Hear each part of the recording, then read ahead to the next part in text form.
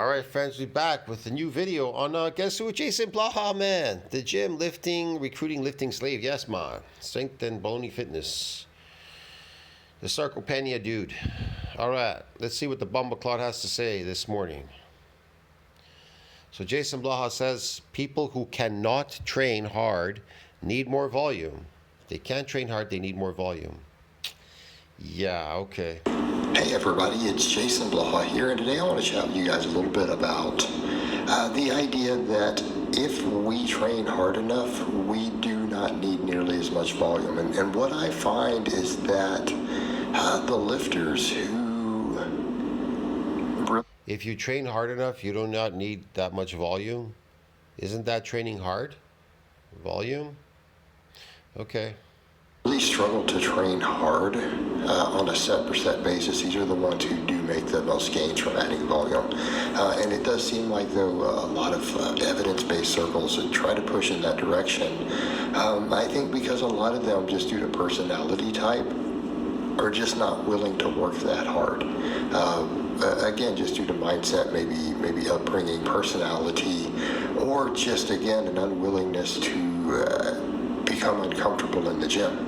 Okay, so they hold back a lot on individual sets, and therefore they do need that volume. And a lot of... Let's see what that volume, let's see what people that are trained get, what type of muscle growth they get doing high volume. What do they usually get, people that train high volume?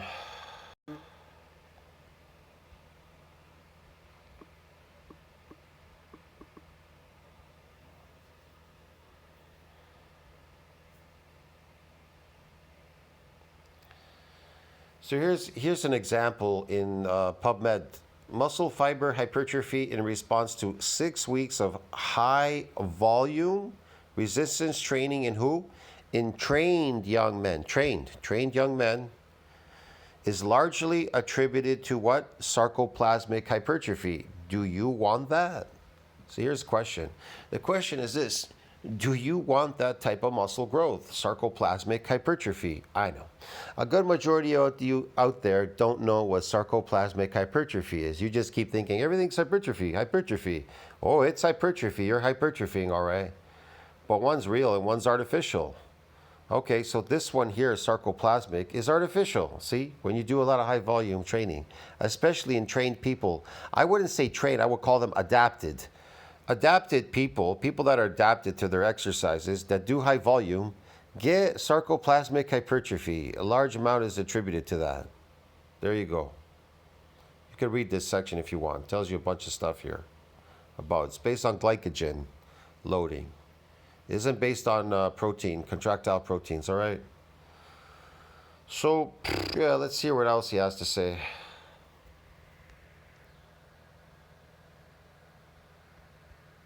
Sometimes guys will hear you say that, and again, I've had clients and other people who are like, but I do train hard, and then I watch them train, and it's like, no, you don't train hard, all right? Just doing really slow negatives isn't training hard, and I've had guys who thought doing a slow negative is still training hard. I don't know what Blaha's talking about. You can still get damaged in the eccentric motion. Your muscles can get damaged in eccentric motion on slow negatives. And fast. I do fast negatives. I just prefer it that way. But it can get damaged in slow negatives. There's a lot of stress on the myofibula as it's going down. Because they do their negatives slow, and then occasionally they just seem to give up on a set, right? You know, the problem with them is they're already adapted at this point. They're adapted to their exercises, so it's not going to work anymore. That's the reason. So you think it's based on working harder? Doing the same thing over again is going to get you an adaptation? You're crazy. That's why Blaha sucks as a coach. He doesn't understand this. They don't really reach failure with it or get that close.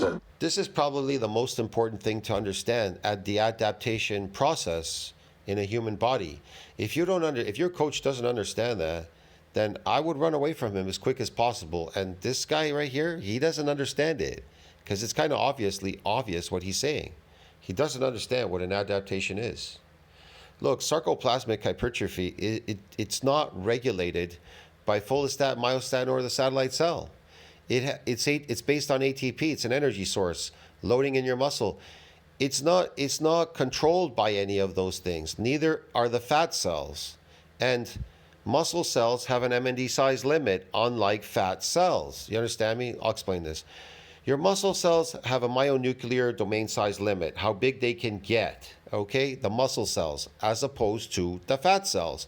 Now, you don't gain more fat cells and you don't lose fat cells, no matter how old you get or whatever, okay? They just get bigger. They get bigger or they get smaller. They can get really big and really small, but muscle cells can't do that. They can only get so big, and then you need more of these muscle cells to increase that domain, okay? Through an adaptation process. There you go. Bone can only get so big too, through bone mineral density. It too can only get so big, has a limit too as well. There's a limit where the bone just can't get any bigger, all right? But like I said, there's nothing regulating sarcoplasmic hypertrophy. Is not controlled by that.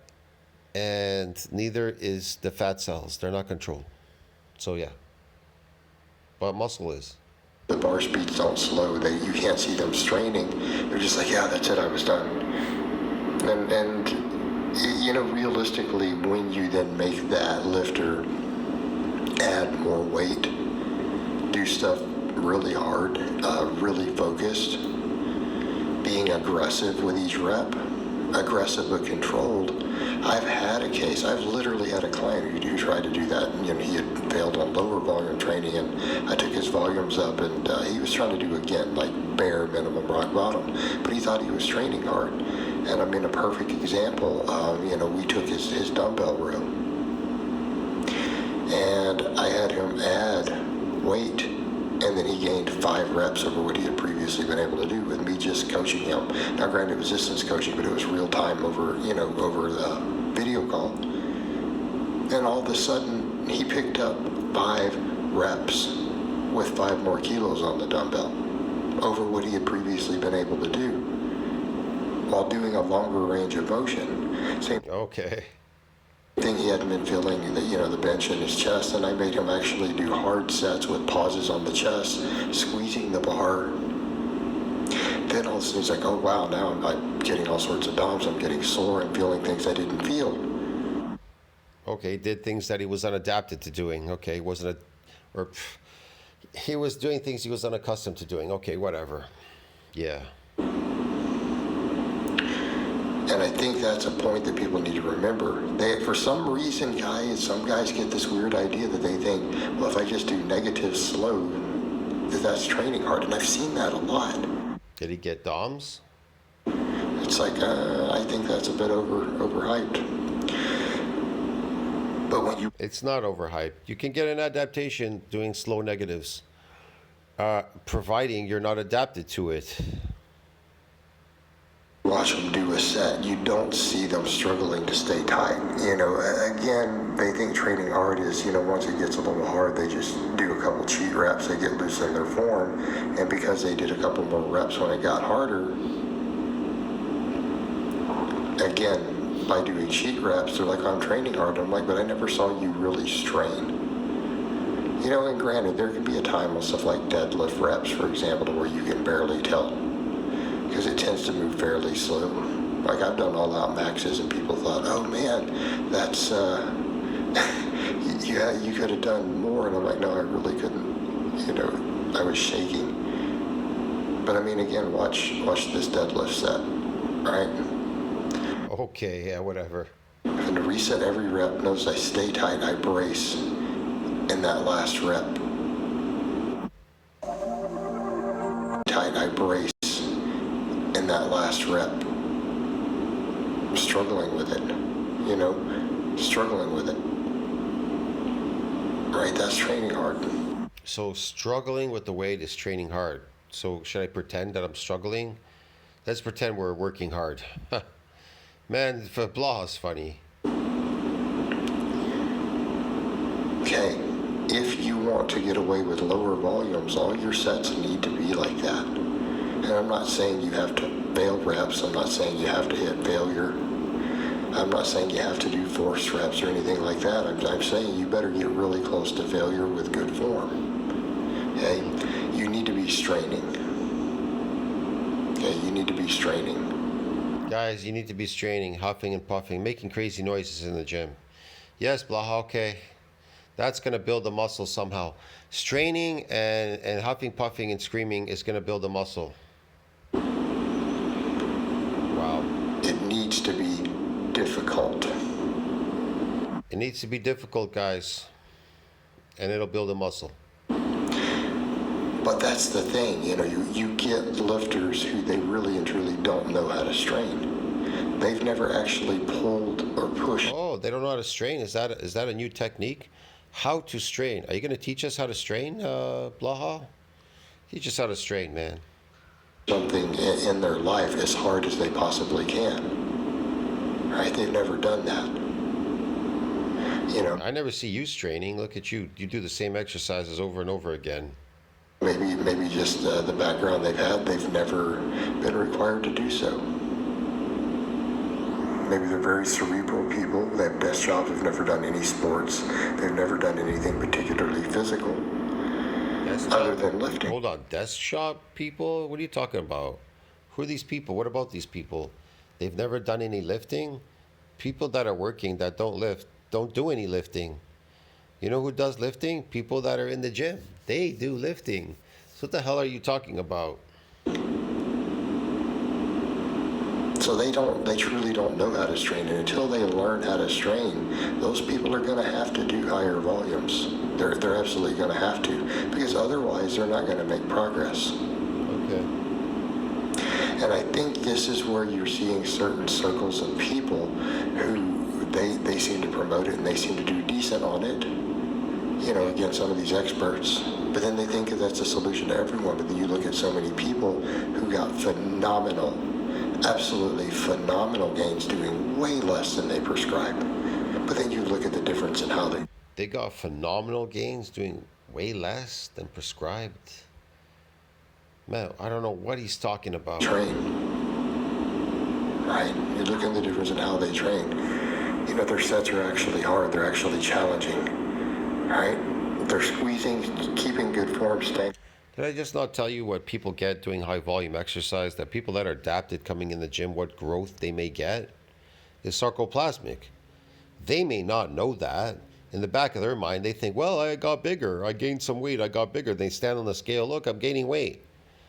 Man, if you're gaining weight that fast, that isn't muscle. Muscle doesn't gain that fast. You understand me?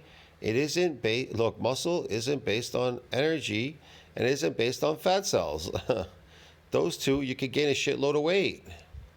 Yeah. Oftentimes as tight as they can and then struggling with the last rep. Right? Struggling with it.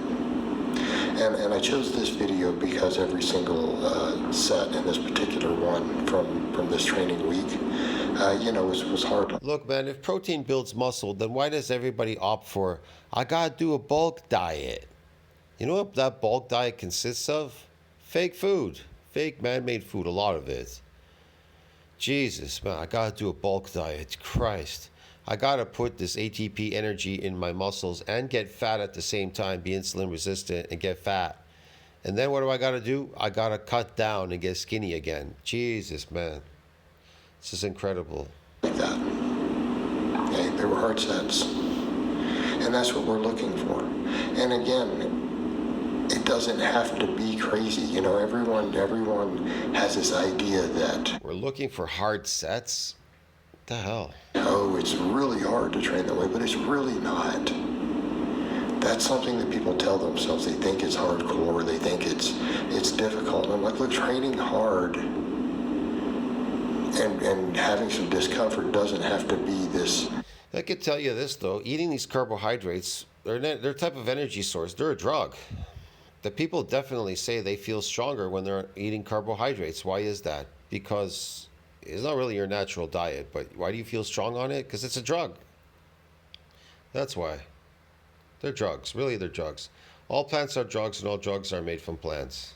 This insurmountable task. It doesn't need to be this dreaded thing that you do. In fact, if you train hard enough, your workouts tend to be shorter anyways. You get in, you get it done, and then it's over, right? It's not like you have to sustain it, because you can't sustain that for a long time. But you don't have to. It's not necessary. And then it becomes enjoyable. Then it becomes like, let's see what I can do. Every set, instead of them being boring, becomes, let me see what I can do on this set. What am I capable of doing? Let's find out. Right? Instead of even saying, oh, I'm going to do. What? Let me see how capable, what I could do on this set. Man. Okay, whatever. No, you don't know what you're going to do on that set. You're going to get what you're going to get. Come in and find out what you can. What's he getting? Sarcopenia. What's he getting? It looks the same in this garage, in his home. Looks exactly the same, man. He never changes. Nothing here has changed. It's adapted. Instead of, I have to get this. This is my target reps. Well, okay, fine. But it's not going to create the same effect I'm talking about, and you're not finding out what you can do. There's a certain fun in that. Let's see what I can do on this set. What am I capable of? All right, guys, but that's really all I have to say on that today. I hope it's been informative, and I'll talk to you guys and gals next time. Wow, it was so not informative, man. That was ridiculous. I'll see you in the next one, friends. Don't you think about that? Like, subscribe, support the channel. See you in the next one, friends. High volume, adapted people, high volume. Gonna get sarcoplasmic. It's a known fact because you're adapted to your exercises. What are you getting after you have adapted to all your exercises and you keep lifting in the gym? And you guys are eating an unnatural diet. What are you getting, if anything, in any growth? It's gonna be sarcoplasmic. See you in the next one. Ciao, man.